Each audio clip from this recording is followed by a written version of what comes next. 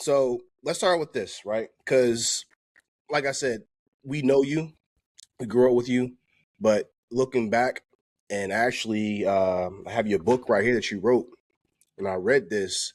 Hey, Go Be my Great. man. I didn't know you as much as I thought I did.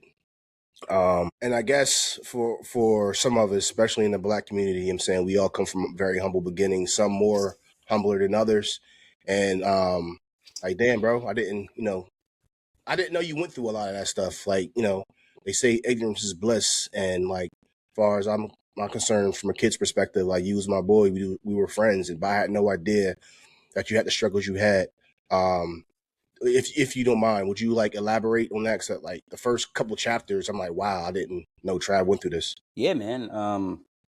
It's really, really extraordinary life that God has afforded me to live. Truly grateful for all the experiences that I had growing up because they have shaped me into the man that I am today. And when I say they shaped me into the man that I am today, I am.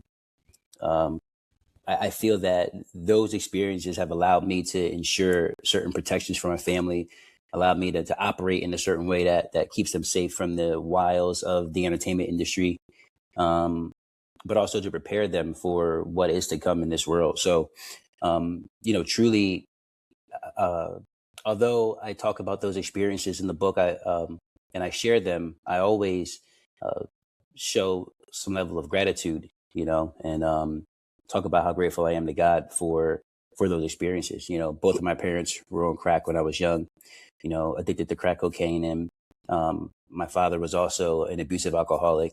And because of their addiction and because of their, the abuse that we had experienced, and also some of the abuse we had witnessed, and some of the traumatic experiences we had witnessed, police involvement, regularly at our home.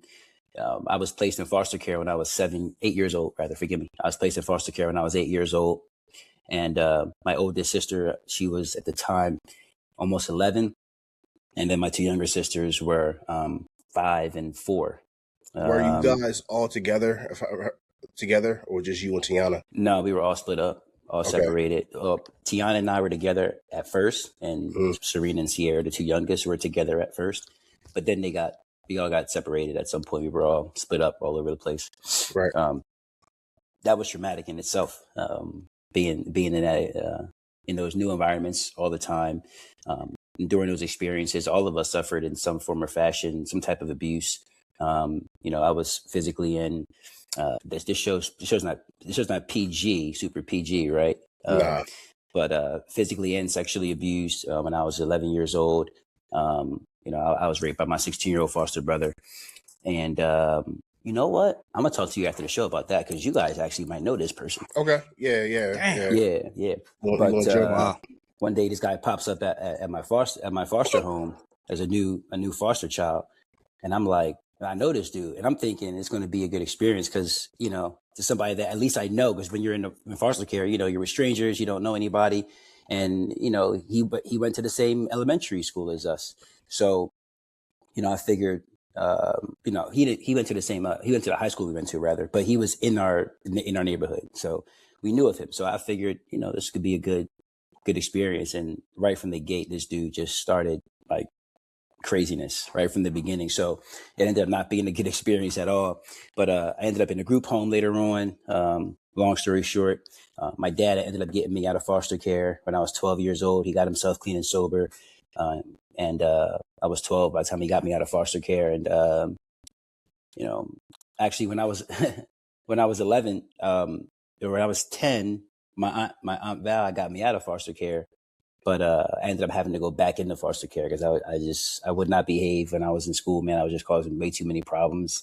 And, I had a lot of trauma with me, so I did a lot of things that ended up landing me back in the system. And which is when the abuse happened and things of that nature. But eventually I did get with my dad and started getting my life on track. Got introduced to Jesus. My dad took me to church. Jack of all trades, I move how I move.